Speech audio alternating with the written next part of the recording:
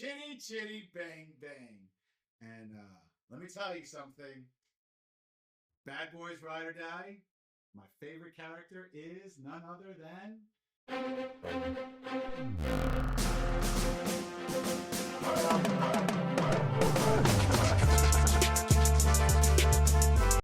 our little son-in-law himself. Motherfucker, you look dirty. Yeah, exactly. So He was great. listen, guys. This movie came out on Friday. What date was it?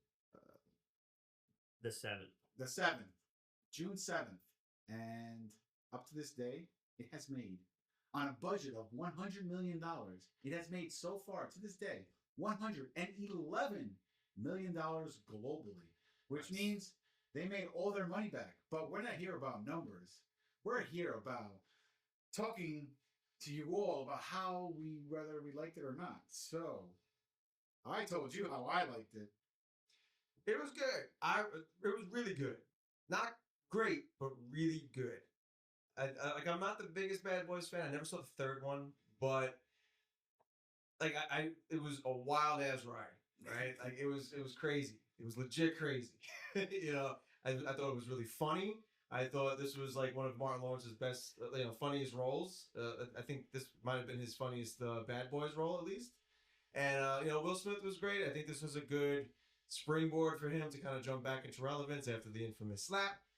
And but I just felt like there were times. Which, by the way, that slap was Martin Lawrence did the greatest thing anyone has ever done.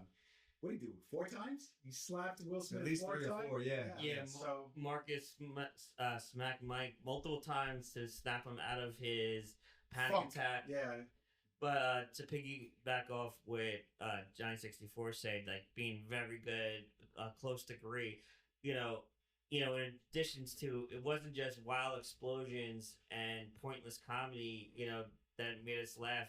Everything was, tied together pretty good, and I felt like it was a story that had substance, that that carried everything, with the classic things you would get with a Bad Boys movie, like that, an arc that started from season 3, and some pretty cool callbacks. I agree with you. I just feel like the first half hour of the movie just kind of like bored me.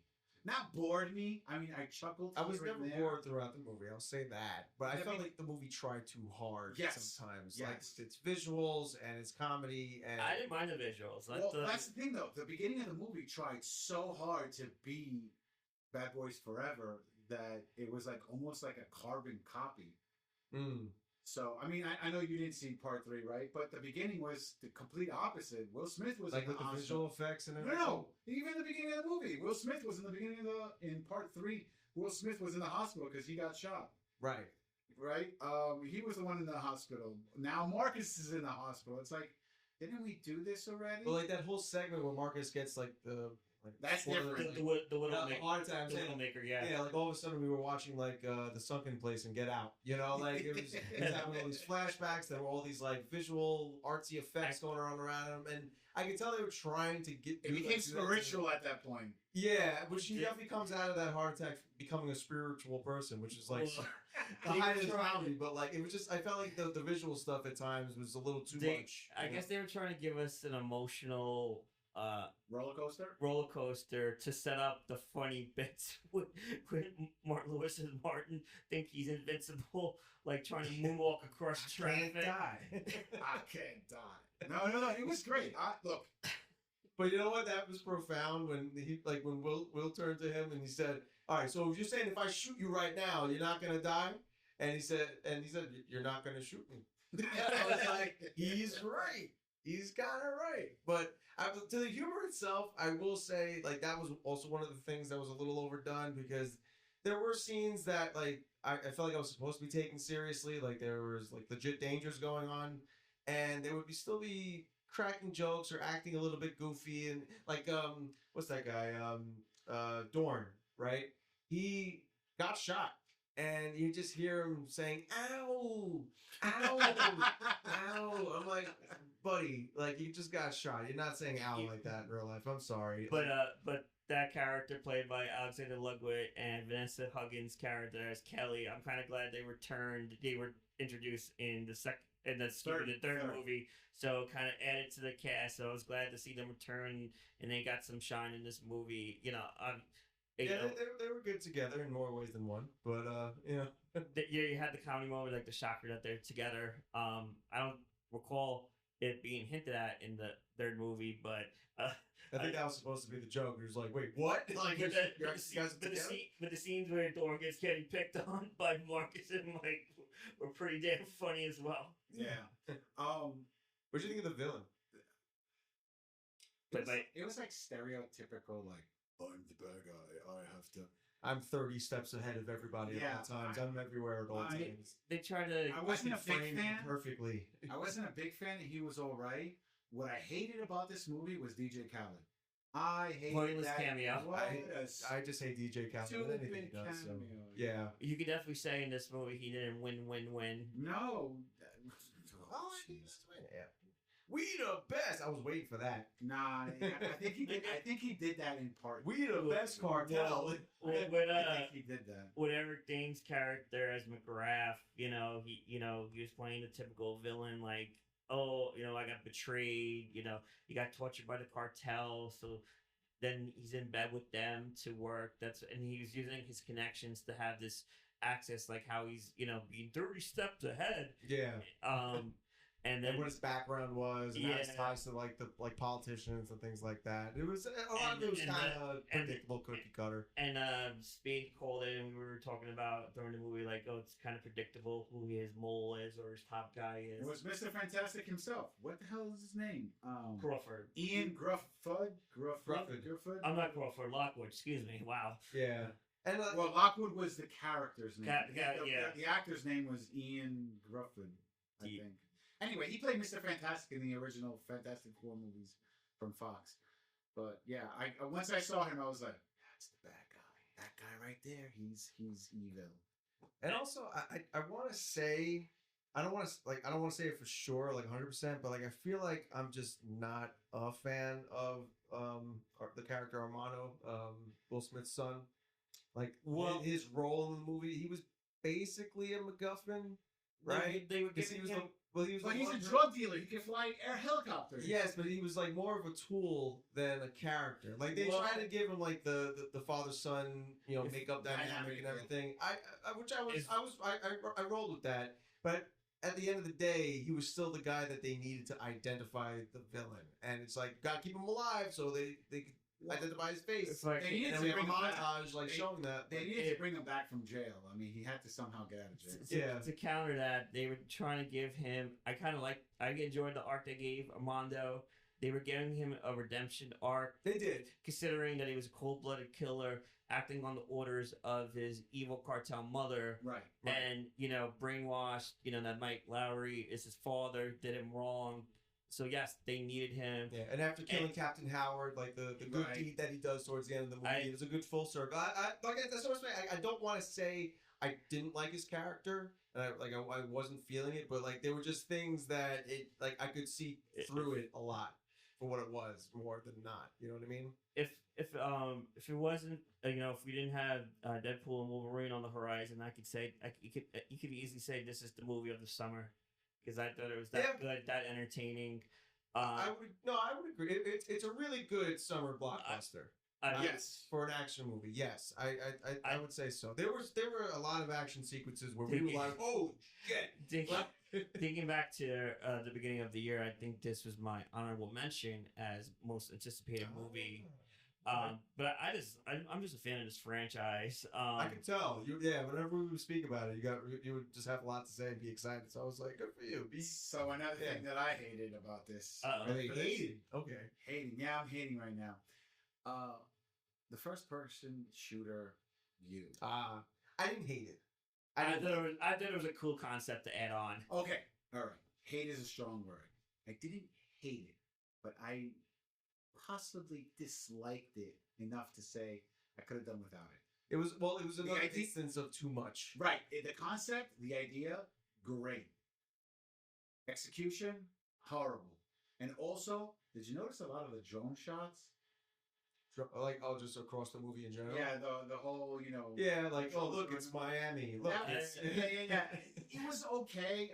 I didn't that didn't bother me too much. Which I kind of like that movies are now using drones because now you don't have to rent out a helicopter to go. Right. I know I'm gonna sound like a defender of this movie, but I guess that's No, you should. It was a good movie. We're not shitting it. to counter that point, I guess the city of Miami itself, it's its own character, and by shooting from that point of view, especially with the drone shots, it's trying to let the city serve its purpose. Give it a personality. Yeah. I like that idea. I like that. Bad Boys, I feel like brought Miami into the '90s, like coming off of like the '80s Miami Vice, like Scarface, all that stuff. Yes. I feel like it gave Miami its own identity, like in that era. And I feel like they carried that over here for sure. But I was gonna mention something. Oh, you know what it was? Going back to the gun scene. One of our friends who saw it with us, he did make a good point because we did see a video circulating Instagram right before we watched the movie how they made that scene. The behind the scenes, yeah. Like the rig that had the camera rig that had to be around Will Smith's waist, and like how they switched from him to Martin Lawrence and everything.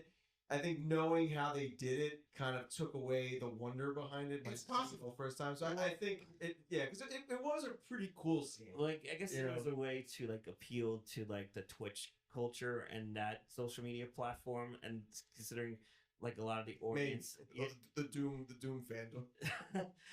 I'll take it. Wait, the GoldenEye James Bond. Yeah, first person shooters in general. Yeah. Look, Big Grim came with us to go watch that movie, and he nailed it when he said Doom did it better in first person view. Of course, they have to. Shout out Big Grim. They're like the pioneers of first person shooting. So no, but I'm talking about the movie Doom. The movie Doom. That's what I'm saying. Yeah, I remember watching it with The Rock. Yeah, I was. They did the first person shoot a lot better than this one. Of course, and that was 20 years ago. Yeah.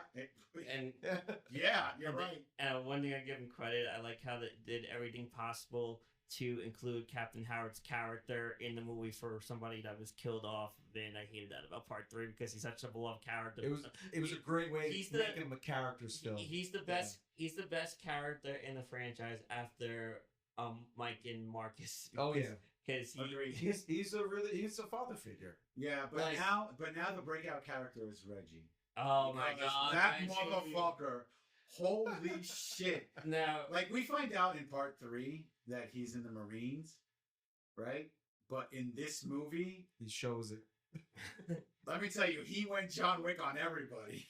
That was a nice. You're right. Yeah, that was like a nice little mini John Wick scene. Yeah, I love that they gave him a much larger role instead of just the son-in-law of Marcus just to get yelled at and jokes. But that was good though. Like in the first 3 movies, that little bit that he did that he got yelled at, it was like a little bit of the comedic timing was great. Yeah. But in this movie, it became like I at one point Marcus is like, yeah, that's my boy, and you're like, oh shit, like he's giving him credit when normally in the beginning of the movie he goes, yo, you gotta find a job. I'm a Marine, sir. Your ass needs to deploy. Thank you for your service, but you need to go back to get deployed. Like, now one thing I would have done, but maybe they'll put it in the next movie. I would have Marcus join the team in the final showdown. No, that'd be too much. Well, hopefully they expand on it, and if assuming it's gonna be a 5th, it's gonna be a 5th movie. You know it, yeah. But at least it didn't take 15 to 20 years between sequels. I think it was only 4 years this time.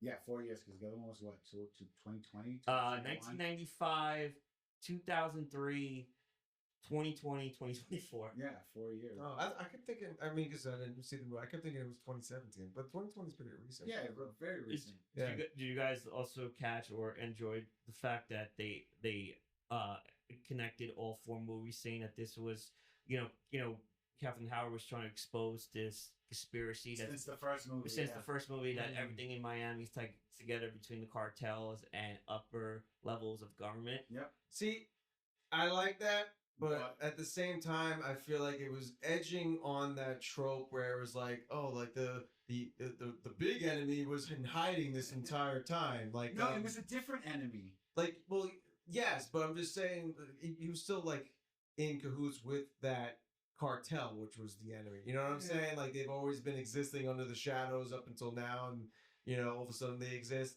Like it reminded me of like the Daniel Craig 007 movie. Which one? Not Skyfall, the one that came after it.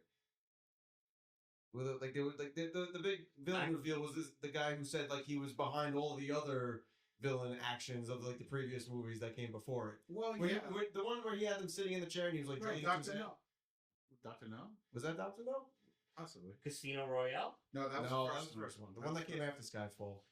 But But like Spectre, I think it was that was the well, movie. yeah, Spectre. Yeah, so it's like, oh, here's another like villain that said it was like it was Agatha all along. You know, like it was edging on that. So yeah, it was just like something that was just in my mind when they were tying it together like that. But I did appreciate that they tied it together. I feel like the movie was made in the bigger scope of it. The movie was definitely made by fans of the Bad Boys series. They were trying to make the fandom happy with the cameos that we got, the tie-ins that we got. What this director duel has done is take a franchise from the late 90s, early 2000s, and still keep it funny, still have the fun adventures and explosions, but bring it into modern times, into the 2020s. Right. And now that you mention that, do you guys like the way the cameos were in this movie? I mean, there was a lot of cameos. He has a better answer. We had Michael Bay, right? Yes. We had John Sally, who was the nerdy guy. Remember? He was telling him, spoiler, they killed him off in his cameo. Right. Man. And you had DJ Khaled, obviously. And then you had one of our favorites, Cabby Lane, you know, the black dude. Oh, yes. Oh, right? the meme guy. Right. Yeah. So the way that was crazy. See, I feel like that's what Marvel needs to do with their cameos. Simplicity. They were in and they were out. Michael Bay was like, driving the Porsche from the original Bad Boys movie. They were meant to be comedic. Right, they were exactly. Meant to give you a laugh. You like, have oh, shit, it's him, you know? You have to have a Michael Bay cameo in it, and I like that the original directors put the mastermind from the first two back, you know? Right. I'll be honest, like I never even heard of that before. Like a previous director of like the original movie coming back as a cameo for the sequel of something that he's not directing. Yeah, I thought it was cool. I guess it was pretty cool. I do too. I guess technically Jon Favreau coming back for Iron Man 3, but he was a character in the movie. He had to, that's so. But you know, he was a character in the first one too. Yeah, so he was a character in the previous two. So technically, you can say that because Shane Black directed Iron Man 3, but that's the only example I can think of. I'm sure there's more. We just can't think of it right now. Yeah.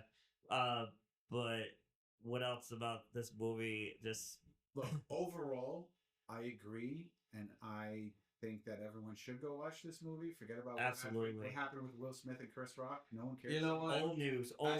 At this point, yeah, he did his time for it. People, he got ridiculed. public humiliation Yeah. on a global scale. Yeah. Nobody's ever had that done to them before. Let's be real. I'll repeat when we did the trailer discussion, when the trailer came out, that this movie's gonna help bring Will Smith back to the star that he knows is, and no one's gonna give a shit about what happened at the Oscars and all the positive things we love Will Smith for is in this movie, in the promoting of this movie. Yep. Like, you know, he continued his tradition where he would sit in a theater with regular people and then surprise them, like he posted on his Instagram. He also has to show some sort of I know face, you know. I get, but it's always a thrill to see him come back to one of his. Yes, it's making him a lot of money. That's the main reason why he's back.